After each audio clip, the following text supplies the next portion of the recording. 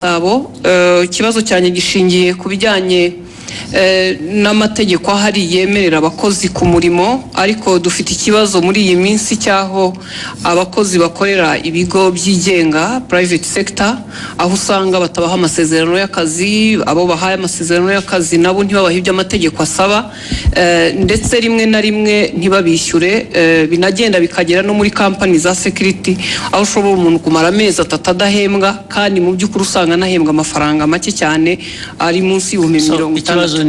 Ikibazo ni ukureba uburyo abashinzwe kubahiriza amategeko bafasha abakorera muri private sector kugira ngo abakozi bakoreramo nabo bahemberwe ku gihe. Ibyo niko bikwiriye kuba bimeze. Bibaho njya mbona na hano mu mujyi hari ubwo abantu bagera batya bajya kwibarabara kubera ko abantu babakoresha batabishyuye. Ntabwo ari byo. Abantu we shall sort it out. Sinzi ababishinzwe hano niba hari mu ministers harabara. It should not hakwiye kuba accountability no kuri abo bantu bakoresha abantu ntibabishyure. It has been happening several times. Bimaze iminsi bibaho.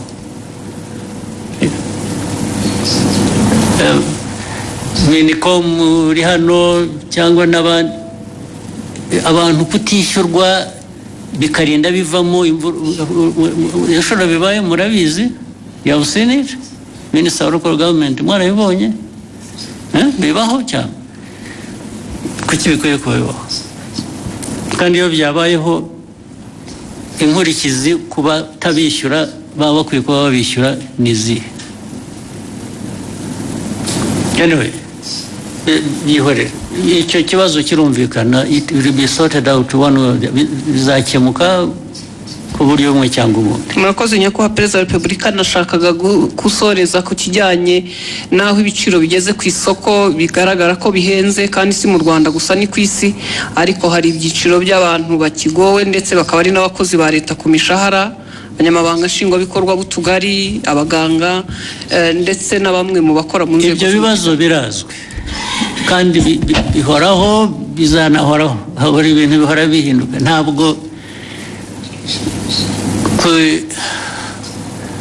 hanze ku isoko bijyanye n'ubukungu bw'igihugu ari ku miterere yabwo ubwabwo cyangwa bifite bituruka hanze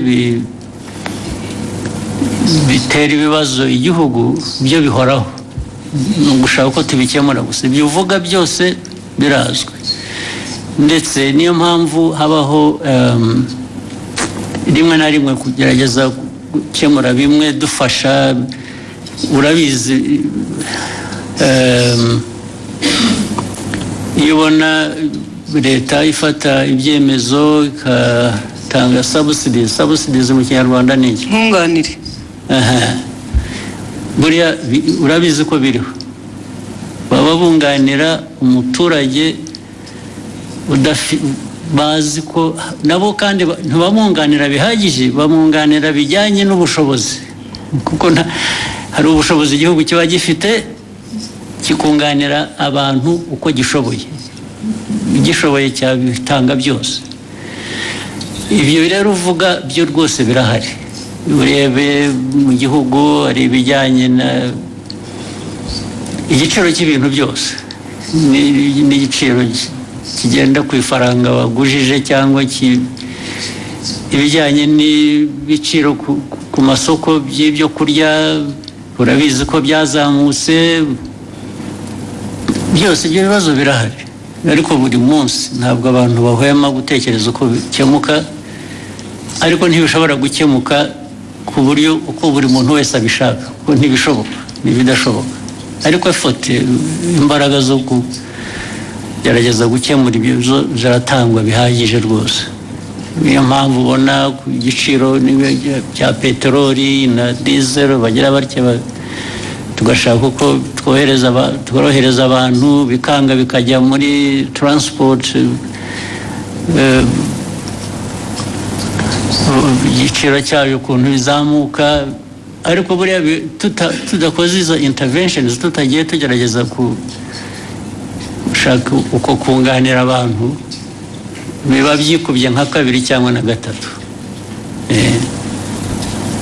Munyemere ndasoreza ku kijyanye n'isuku. Umujyi wa Kigali uyu muri iyi minsi hari ikibazo cy'aya mazu manini yuzuye maremare dukoreramo cyangwa se n'ibindi bisa nkaho wagira ngo ntihubatse uburyo bwo kurekura amazi ayivaho cyangwa se umwanda ku buryo bigera ku mugoroba ukumva mu mujyi wa Kigali ntabwo hafite impumuro mbi, mu by'ukuri ugasanga ntabwo hahuye n'ishusho umujyi wa Kigali cyangwa u Rwanda ku bijyanye n'isuku. Icyo ni ikibazo kigomba Urakoze nyakubahwa. Yes, kizakemuka. Minister wa Local Government wacyumva na Mayor n'abantu ba infrastructure. Ubu mwe ntimubizi, ugomba kubyumvira hano mubibwiwe mwari mubizi kuki bidakemuka. Ugomba gukemuka mu buryo bumwe cyangwa ubundi. Gukemuka babwira abantu kubaka cyangwa gukora ibikorwa cyangwa se abantu hakaba penalties. Are you looking for your dream home in Kigali? Iguriro Real Estate is here to guide you every step of the way. We offer the best properties in the prime locations. Find your perfect space with us today.